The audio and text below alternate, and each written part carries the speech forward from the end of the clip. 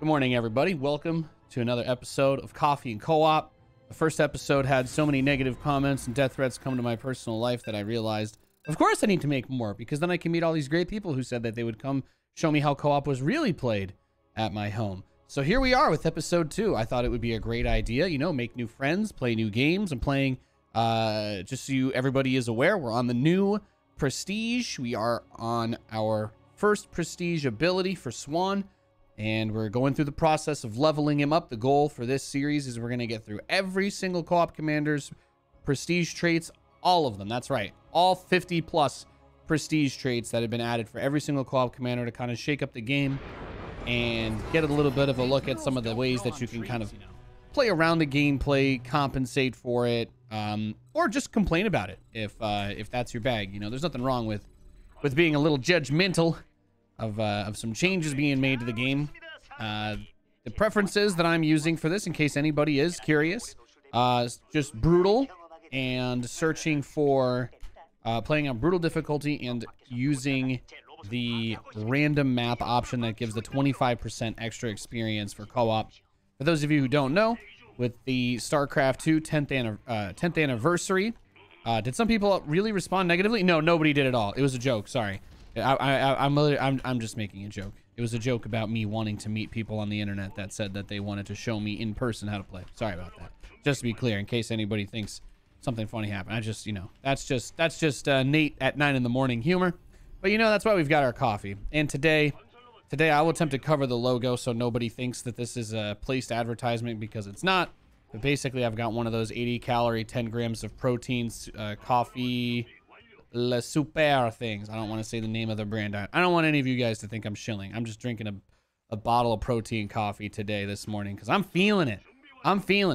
My dad actually somehow managed to find one of the only exercise bikes on Amazon, and he was like, yo, I could just send you this, right? And I was like, well, I don't know how you found that, but I would love that. So I am looking forward to getting a good bike workout in tonight. Let me just say that. The gym schedule, I was actually looking at it on my apartment's portal. Obviously, since they've limited it to 4 people per session and we have to reserve online, it's just a big old ugly mess.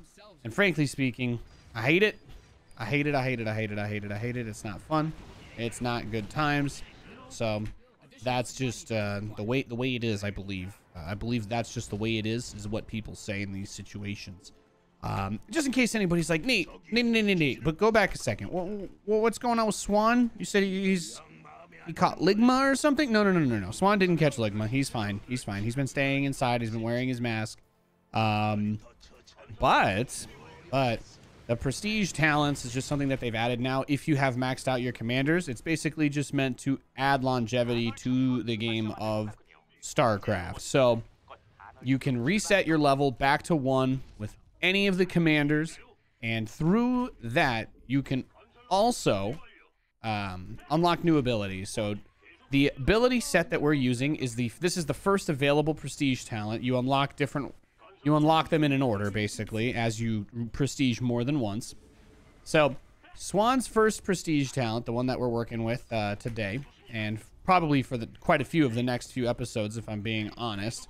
The goal is going to be we get through the trait, we level them up all the way, and then we try to beat a mutation.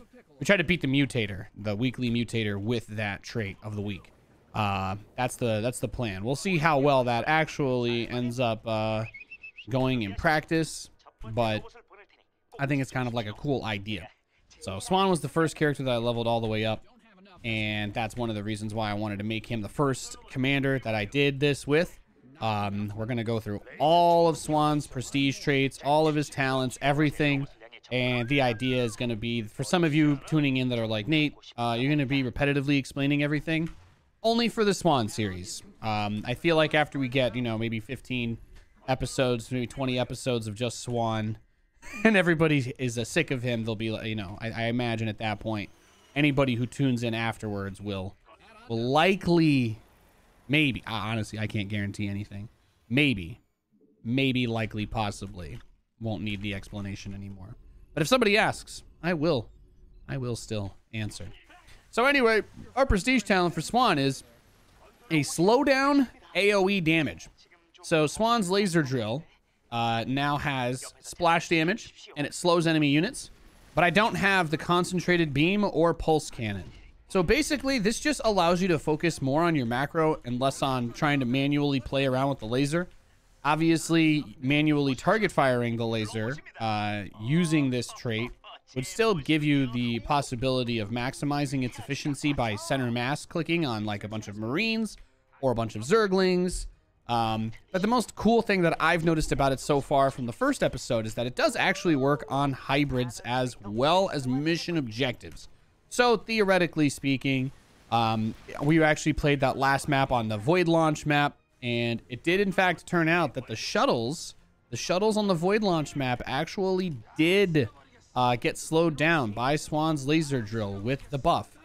So I think that alone kind of shows the value that it can have for maybe taking down specific mutators. If you're trying to deal with a mission objective that's a little bit faster, a little bit buffed, or perhaps you're just trying to deal with one of those maps where large amounts of transports come together, you could actually have your laser drill manually target fire onto the transports, and it would slow them down. Now, someone in chat's asking, what does the Manx one do? I'm going to be honest with you. There's been quite a few great lists of all of them posted online already. I might make a video at some point completely covering all of them just to say them out loud for y'all. But honestly, there's so many. They added there's 3 prestige talents per commander. I think there's like 10 co-op commanders in StarCraft now or something like that. Honestly, I can't keep count. Maybe it's like 16. And well, suffice it to say, oh no, my tank! Don't kill my siege tank! Oh, look at that laser! Save our ship. Well, the Mutalisk being slowed down doesn't really do too much for you when it's hurt like that. So is it going to be a lot of Zerglings? Maybe I need to build Hellions. As you can see, the AoE is actually really good against the Ling packs. I mean, trying to get the armories, right? That's an expensive thing to do. That's an expensive thing to do. But yeah, actually, I am really excited about the exercise bike to come in. You know, I try not to lie to myself as much as I try not to lie to anybody else. So over the course of, like, you know, all the crazy stuff going on, I'm not going to try and get too deep into any conversation that's going to get me demonetized, but the old belly picked up a couple of pounds, to say the least. So I'm really excited to get back into working out and getting stuff done. You know, just to be a little bit, you know, blunt, I went through a pretty bad bit of depression with all this stuff that was going on, and I was having a really hard time staying positive about things. So for me, you know, I kind of accepted that there were going to be some negative consequences of that, and I was just like thinking to myself, my goal is going to be to get myself back to a healthy place mentally and then focus back on the body again. As I'm sure many of you know, I'm still jacked AF. But now I've just now I've gone more dad bod than you know, than just regular strong fat, and we're gonna get back to that good place soon. So I'll tell you what, I was going to the gym and running about 2 miles every day before this lockdown started. So Nathanias will back pro gamer level, I promise you. Promise you. Promise you. Nathan was getting real well known by the folks in North Hollywood, running around every morning with Katie. So, Nate's morning coffee run. It's true. It's true. I used to walk. You know, my apartment was about 1 mile away from Groundwork Coffee in North Hollywood. And let me tell you, some good coffee. That's some good coffee. I'll run a mile there, grab my coffee, and then kind of power walk / run back, you know. I actually didn't really get to put as much time into that as I had originally wanted to, just because obviously everything started to close down and, you know, etc., etc. You can't really put ads on your YouTube videos if you talk about some of that stuff. So I'm just like, we don't need to get crazy into the details of it, but talking just a little bit more on the personal side for me, it's been you know, it's been a big goal of mine to try to get back to that mental space where I can really put in the time and the effort necessary to get the results that I'm looking for. I was doing really, really, really well in February, and we're going to get back there 100%. So, and it's all good. You know, the purpose of doing a show like this is that it's also meant to be more casual. It's meant to be something that hopefully you guys just kind of occasionally watch, tune into, enjoy. Actually, with with the Ling Flood stuff that he's doing, I could probably build a bunch of these little turret guys, right? Just leave a couple of tanks strewn around.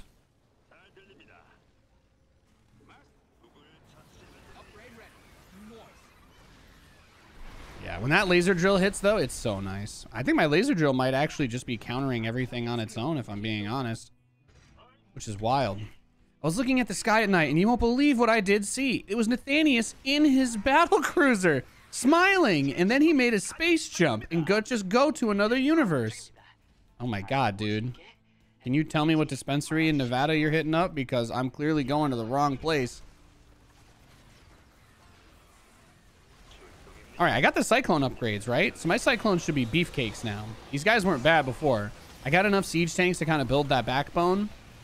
But getting to this level and unlocking the 50% bonus damage for the lock-on is obviously really nice. I think if you're a high-ish level StarCraft player, you're going to appreciate the benefit of being able to have the micro-focused units get those buffs specifically. There's a lot of really good set and forget aim move type things that Swann has. His siege tanks, obviously his Thors to a large degree. But I do really enjoy the fact that at least with Swann, you can still play this battle mech style that you will also see a lot in 1 versus 1 multiplayer. It's actually really, really popular for a lot of people to play with the Cyclone Hellion composition in 1 versus 1 games as well. In fact, this is one of my favorite ways to play StarCraft right now. There's lots of Cyclones and Hellions. So as you can see, you take the laser drill, it does actually slow down the hybrid. It's going to slow down just the move speed, but it's also doing that damage in an AoE. So it's simultaneously hitting and slowing all the other units. It's not just the damage that gets shared across both of them. It's not just the damage, it's also the slow effect. So if you use it on a large clump of Zerglings, not only are you most likely going to kill all of them without too much trouble, but you're also going to have a pretty easy time killing, you know, keeping them away from your base if it's like a large amount of Banelings or Zealots, what have you. The army compositions always get tricky and weird, but even if the laser drill can't necessarily kill all of them on its own, you're at the very least going to be able to keep most of your units alive or get up the response that you want to have before it becomes an issue. So this right side flank is mostly covered now, so we're going to head up towards here. I know this is definitely going to be another contentious position as far as getting everything goes. I actually do like building these the perdition turrets. Sometimes I forget about how nice these are, but since I don't have all the other power spike options of Swann, I'm kind of being forced to remember, if that makes sense, what it is that does make Swann good. And a lot of it is actually the versatility in his static defense. I think one of the biggest weaknesses of Terran in 1 versus 1 is that Terran is actually the only race that doesn't really have a spammable static defense. And I don't mean this to be any sort of balance comment or anything, because obviously Terran players still perform well at the highest level regardless of having that. But it's worth considering that you can't just slam down 7 spines around an orbital and keep your mules, right? You have to make the trade-off of getting a planetary if you want that supply-free static D to keep your base defense up, which of course turns your base into, you know, a target. Because the way I like to think about static defense is that it's supposed to be something your opponents don't want to deal with, but in 1 versus 1 with a planetary, as strong as PFs are, like, people do want to deal with them, right? So I actually really like Swann's perdition turrets and his flame turrets a lot, just because of that alone. But we're not struggling at all here. Every time that laser drill hits those units, it's just, yeah. Even the fact, like, they just reveal themselves here, and it's just that extra DPS of being able to kill clumped up units as effectively and easily as they do is just so nice. I probably should get another engineering bay and get the upgrades for these guys. Look at that. These flaming Bettys. Go Betty. It's your birthday. We gon' party like... Oh, wait. I only have 2 eBay upgrades available. All right. Cancel that one. Cancel it. I don't need it. I don't need it. Yeah. But basically this way I don't have to just rely on controlling my army the whole time. And that's the other thing that's nice about this. I don't have to use my abilities. As soon as the laser drill sees those big clumped up enemies, the laser drill just goes to work. That's it. As soon as the laser drill even sees the enemy, it starts to do its thing. So you don't have to be as aware playing this type of style. You can kind of be a little bit more laid back. This allows you to invest your time more efficiently into stuff like the aforementioned building of your static defense up, taking these positions, protecting the objectives, and you've kind of got that set and forget deal with it that the AoE laser drill offers. Obviously, my Tychus teammate here seems to have a pretty decent grasp on how to play the game, so that is certainly not making things harder for me. But, you know, I'm level 7 right now, and this is a brutal mission, so it's not like it's the easiest thing that's ever happened, but we're getting through this without too much difficulty. Swann's kit is, in my opinion, incredibly versatile. I've always been a big fan of Swann. Anybody who watches my 1 versus 1 ladder streams knows that I enjoy playing mech-based compositions, largely because, for me, it feels like you can really flex your more strategically minded strategies, right? Less than your I'm gonna just force units down your throat until you die strategies. And not that there's anything wrong with playing those types of builds. I just feel like, you know, when I play strategy games, my personal enjoyment comes out of working a strategy through all of its paces and stages.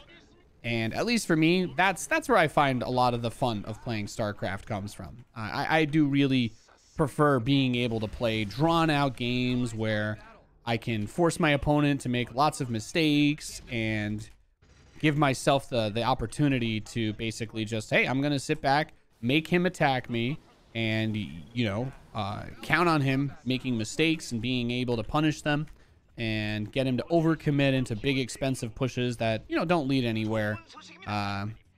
Stuff like that.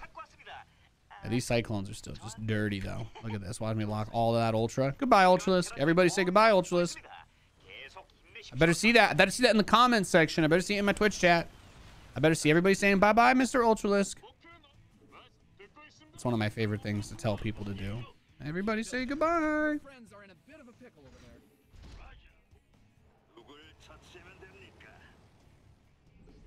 Yeah, someone in chat asking about new co-op content. That's right. They added prestige abilities. So I'm going through all of the Swann prestige abilities. We're going to go all the way up.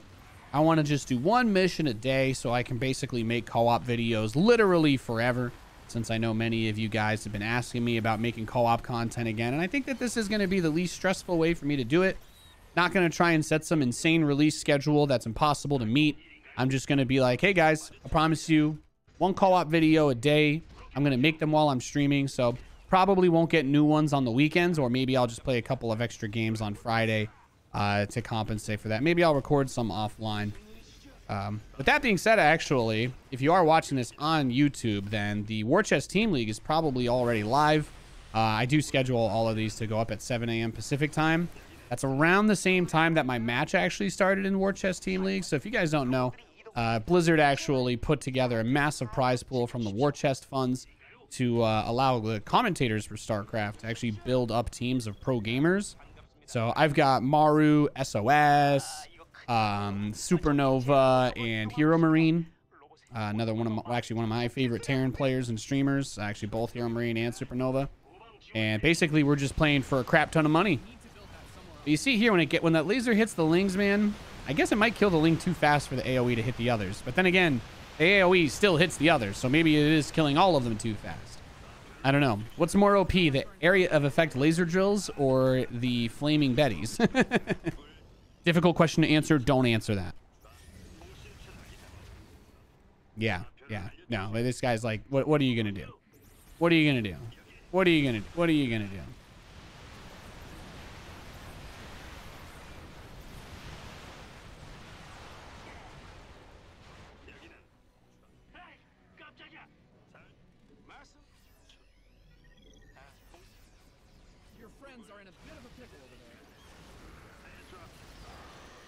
I like how his grenade clumps them, and then I can't tell if my laser is killing stuff too fast or if it's just the Tychus, because he obviously seems like a competent teammate. He's got 819 kills on his Tychus. Jesus, that's actually, well, okay. He's got 819 kills. That's what happens when you play versus Zerglings, huh? Oh, I forgot I unlocked Thor's. Oh, we'll have to make those next episode. Next episode, I'll bring Thor's out. I promise. I promise. Unfortunately, this one was like, wait, we just clapped. We clapped Amon too hard. Amon's about to go on the Battle.net forums and start begging for forgiveness. All right, well, the rest of the creep tumor should be revealed. Notice how in co-op they didn't do the creep tumor change. In multiplayer, they actually, in 1 versus 1, they made creep tumors into light units, so Hellions kill them really fast. But see, there's that big AoE slow, and that damage is so nice. It's hitting both of the Guardians at the same time, so you don't lose as much from having to retarget because you've done a bunch of damage to all of the other units already. And these Mutalisks, well, they just don't really hold a candle. No. I mean, I'll be honest with you. I haven't even done... Yeah, okay, well, I'll just do it. I'll just do the dirty. They just use a Radiate. A Radiate on its own, pretty much. A Radiate on its own pretty much completely counters Zerg. I'm not going to pretend like it doesn't. A Radiate's pretty busted. Okay, drop the Thor on it. I don't even know if I killed any units this whole entire game. My drill has killed 158. You know what? I'm going to be honest with you guys. I feel like at some point I would like to see, or maybe I'll make a comparison video of like a game like this against the same type of enemy, but with and without the prestige talent. Because the drill's got 158 kills. And I think you could probably make an argument that the other abilities would help more. But I do think that if you're in a mutator where you have to deal with large numbers of units that spawn in bigger waves, or you're dealing with a mutator that has hero units, having the early on slow ability, like if you put your mastery points into having the drill spawn faster, I think there's a really big argument to be made that it'd be better to use this prestige talent, say against Heroes of the Storm, so that like when that first Rainer comes by, instead of tickling with your laser, you're going to be able to slow them down. It does work on hero units and objectives. Presumably it would work on like a Rainer hero in that situation as well. And I imagine that that's going to be the biggest use of it. So on this mission, it was almost too easy because this actually is just like stupid strong, right? You basically get the equivalent of a concentrated beam wave clear on every single wave since it's all large numbers of weak units. But good cleanup there. Hope you guys enjoyed having some coffee with me. I know I hardly had any of it on my episode. I'm trying not to show it because I don't want people to think I'm not sponsored yet. But if someone wants to sponsor me for a coffee here, that would be great. Thank you guys for watching. I hope this wasn't too awkward. See you for the next episode.